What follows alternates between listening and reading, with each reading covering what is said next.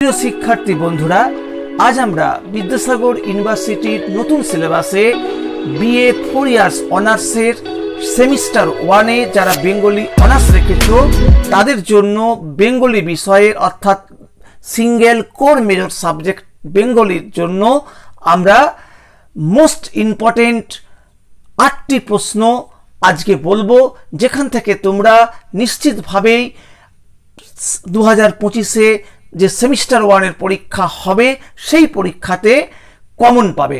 তোমাদের যে 10টি 3 নম্বরের প্রশ্ন লিখতে হয়, আশা করা যাচ্ছে যে এই 8টা প্রশ্নের মধ্যেই কিন্তু তোমরা 3টে ইম্পর্টেন্ট প্রশ্ন কমন পেয়ে যাবে। আর যদি কোনো কারণে প্রশ্ন আরও ঘুরিয়ে হয় বা মোস্ট ইম্পর্টেন্ট প্রশ্নগুলো পরীক্ষাতে না দেওয়া হয়, সেক্ষেত্রে তোমাদের জন্য আরও কয়েকটা এক্সেস প্রশ্ন আমি বলে দিচ্ছি। আশা করা যায় এর মধ্যে তোমরা লং প্রশ্নগুলো কমন পাবে। আর লং প্রশ্ন হিসাবে যদি এই প্রশ্নগুলো কয়েকটা প্রশ্ন না আসে, সেগুলো তখন তোমাদের যে 5 নম্বরের প্রশ্ন লিখতে হবে, সেই 5 নম্বরের প্রশ্নে তোমরা কমন পাবে। তাহলে 1 নম্বর প্রশ্ন দেখো, শব্দার্থ পরিবর্তনের ধারাগুলি উদাহরণ সহ আলোচনা করো। 2 নম্বর, বাংলা শব্দভাণ্ডারে যে বিভিন্ন শ্রেণীর শব্দ আছে তা উদাহরণ সহ আলোচনা করো, বা বাংলা শব্দভাণ্ডারের মৌলিক এবং আগন্তুক বা কিতরিন শব্দের আলোচনা করো। আর এই বাংলা শব্দ প্রথমে সংজ্ঞাটা বলতে পারে যে বাংলা শব্দভাণ্ডার বলতে কি বোঝো, অর্থাৎ বাংলা শব্দভাণ্ডার নিয়ে খুবই ইম্পর্টেন্ট প্রশ্ন এবারের জন্য। পরের প্রশ্ন, সমাস কাকে বলে, বাংলা সমাস সম্পর্কে আলোচনা করো। যদি তোমাদের খুব ইম্পর্টেন্ট প্রশ্ন হয়, সেক্ষেত্রে তোমরা 1, 2, 3-এর মধ্যেই 3টে প্রশ্ন কমন পেয়ে যেতে পারো। আর তারপরের প্রশ্ন 4 নম্বর, ব্যঞ্জনধ্বনি পরিবর্তনের মূল সূত্রগুলি উদাহরণ সহ আলোচনা করো।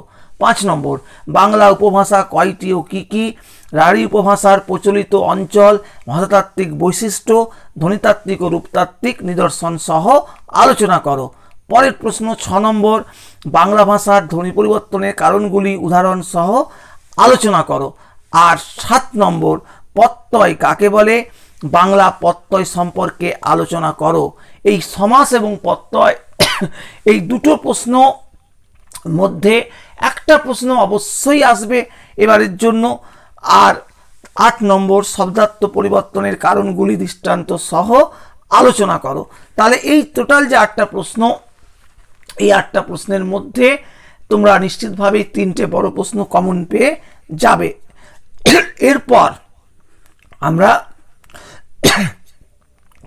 এরপর আরো কয়েকটা ইম্পর্টেন্ট প্রশ্ন তোমাদের বলে দিচ্ছি। দেখো, 1 নম্বর প্রশ্ন, যে বাংলা ভাষার ক্রমবিকাশ আলোচনা করো। আগের বারে বাংলা ভাষার উদ্ভব পড়েছে, এবারে হয়তো বাংলা ভাষার ক্রমবিকাশটা পরীক্ষাতে আসবে, অথবা এখান থেকে তোমাদের এটা পুরো বাদ দিয়ে জাম করেও চলে যেতে পারে।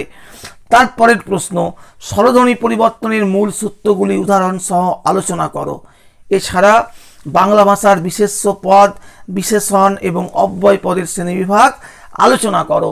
এই অংশটা তোমাদের যদি লং প্রশ্নে নাও আসে, 5 নম্বরের প্রশ্নে নিশ্চিতভাবেই তোমরা কমন পাবে। আর তারপরে বঙ্গালী উপভাষার প্রচলিত অঞ্চল ও নিদর্শন সহ ভাষাতাত্ত্বিক বৈশিষ্ট্য আলোচনা করো। বঙ্গালী উপভাষা ছাড়াও তোমাদের আরও যে দুটো উপভাষা রয়েছে, অর্থাৎ তোমাদের যে কামরূপী এবং বরেন্দ্রী, এই দুটো উপভাষার ভাষাতাত্ত্বিক বৈশিষ্ট্যগুলো অর্থাৎ ধ্বনিতাত্ত্বিক এবং রূপতাত্ত্বিক বৈশিষ্ট্যগুলো তোমাদেরকে করে নিতে হবে। তাহলে তোমরা এখান থেকে একটা লং প্রশ্ন অবশ্যই কমন পাবে। যদি লং প্রশ্নে কোনো কারণে না আসে, সেক্ষেত্রে তোমরা অবশ্যই 5 নম্বরের প্রশ্নে একটি প্রশ্ন এই উপভাষা থেকে কমন পাবে, এই 4টি উপভাষা থেকে। পরের প্রশ্ন দেখো, পরের প্রশ্ন তোমাদের প্রাচীন বাংলা ভাষার ভাষাতাত্ত্বিক বৈশিষ্ট্য আলোচনা করো, অর্থাৎ ধ্বনিতাত্ত্বিক ও রূপতাত্ত্বিক বৈশিষ্ট্যগুলি আলোচনা করো। আর তারপরের প্রশ্ন, আধুনিক বাংলা ভাষার ভাষাতাত্ত্বিক বৈশিষ্ট্যগুলি ধ্বনিতাত্ত্বিক ও রূপতাত্ত্বিক আলোচনা করো, বা আদর্শ কথ্য বাংলার প্রকৃতি লেখো। খুবই ইম্পর্টেন্ট প্রশ্ন এবারের জন্য। আর পরের লাস্ট প্রশ্ন আমরা বলছি, বাঙালি জাতির বৈশিষ্ট্যগুলি আলোচনা করো, অথবা বাঙালি জাতির উদ্ভব কীভাবে হয়েছে তা আলোচনা করো। তাহলে মোটামুটি লং প্রশ্নগুলো সবই বলে দেওয়া হলো। এর মধ্যে নিশ্চিতভাবেই সব প্রশ্ন তোমরা কিন্তু কমন পেয়ে যাবে। আর আমরা 5 নম্বরের কিছু প্রশ্ন তোমাদের বলে দিচ্ছি, ইম্পর্টেন্ট প্রশ্ন। এই বড় প্রশ্নগুলো এবং 5 নম্বরের প্রশ্নগুলো দেখলে তোমরা অবশ্যই বড় প্রশ্ন না হলে 5 নম্বরের প্রশ্নে সেই প্রশ্নগুলো আসবে। তাহলে দেখো, আর তোমরা জানো 5 নম্বরের প্রশ্ন তোমাদের 4টে লিখতে হবে, 6টা প্রশ্ন দেওয়া থাকবে। তার মধ্যে 1 নম্বর সবথেকে ইম্পর্টেন্ট প্রশ্ন হচ্ছে আইপিএ কি, আন্তর্জাতিক ধ্বনিমূলক বর্ণমালা, আইপিএর গুরুত্ব আলোচনা করো, অথবা টিকা লেখো আইপিএ। এই প্রশ্নটা এবারে খুবই গুরুত্বপূর্ণ, পরীক্ষাতে নিশ্চিতভাবে আসবে। পরের প্রশ্ন, উপভাষা কাকে বলে, উপভাষা সৃষ্টির কারণগুলি আলোচনা করো। পরের প্রশ্ন, আদিমধ্য বাংলা ভাষার ভাষাতাত্ত্বিক বৈশিষ্ট্য বা ধ্বনিতাত্ত্বিক ও রূপতাত্ত্বিক বৈশিষ্ট্যগুলি আলোচনা করো, বা অন্তমধ্য বাংলা ভাষার ভাষাতাত্ত্বিক বৈশিষ্ট্যগুলি আলোচনা করো। পরের প্রশ্ন, সাধুচলিত ভাষার মধ্যে পার্থক্যগুলি লেখো বা সাধুচলিত ভাষার মূল বৈশিষ্ট্যগুলি আলোচনা করো। পরের প্রশ্ন, বাংলা শব্দভাণ্ডারের মৌলিক শব্দগুলি নিয়ে আলোচনা করো। পরের প্রশ্ন, আমরা বলেছি লং প্রশ্নে কামরূপী উপভাষার ভাষাতাত্ত্বিক বৈশিষ্ট্যগুলি আলোচনা করো। তারপরে বরেন্দ্রী উপভাষার ভাষাতাত্ত্বিক বৈশিষ্ট্যগুলি আলোচনা করো। এগুলো তোমাদের লং প্রশ্নে বলা হয়েছে, এবং লং প্রশ্নে না এলে শর্ট 5 নম্বরের প্রশ্নে অবশ্যই আসবে। আর টিকা লেখো, 8 নম্বর পরের প্রশ্নে আমরা বলছি টিকা লেখো।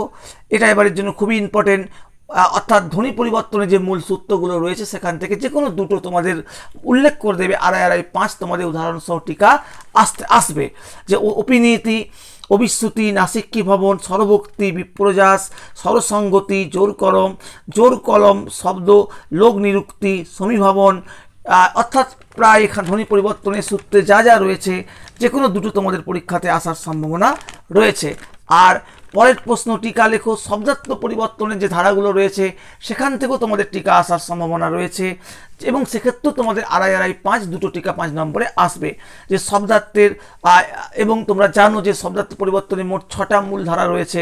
তার মধ্যে শব্দার্থের অপকর্ষ বা অবনতি, অর্থ সংশ্লেষ বা অর্থ সংক্রম, এবং শব্দার্থের উন্নতি বা উৎকর্ষ, শব্দার্থের সংকোচ, শব্দার্থের বিস্তার, অর্থাৎ এগুলোর মধ্যে যে কোনো দুটো তোমাদের আসবে। আর তারপরের প্রশ্নগুলো, বাংলা ভাষার লিঙ্গ ও বচন সম্বন্ধে আলোচনা করো, বাংলা ভাষার ক্রিয়াপদের আলোচনা করো, বাংলা ভাষার বিভক্তি সম্বন্ধে লেখো, ধাতু কাকে বলে, বাংলা ধাতুর শ্রেণীবিভাগগুলি আলোচনা করো। এই যে 4টা প্রশ্ন আমরা বললাম ব্যাকরণ থেকে, বাংলা ব্যাকরণ মূলত এগুলো প্রশ্ন বাংলা ব্যাকরণের, এখান থেকে এগুলো কিন্তু তোমাদের 5 নম্বরের প্রশ্নে এবারের জন্য খুবই ইম্পর্টেন্ট। এবং যদি 5 নম্বরের প্রশ্নে কোনো কারণে না আসে, তাহলে তোমরা যে অংশগুলো আসবেনি সেগুলো 2 নম্বরের প্রশ্নে তোমরা অবশ্যই কমন পেয়ে যাবে। সেক্ষেত্রে তোমাদের সংজ্ঞা বলবে বা শ্রেণীবিভাগগুলো সংক্ষেপে উল্লেখ করতে বলবে। আর আরেকটা প্রশ্ন আমরা বলছি, সংস্কৃতকে কি বাংলা ভাষার জননী বলা যায় তা আলোচনা করো। তাহলে এই প্রশ্নগুলোই 5 নম্বরের প্রশ্নের জন্য আমরা বললাম, এবং তার সঙ্গে লং প্রশ্নগুলো তো থাকছেই।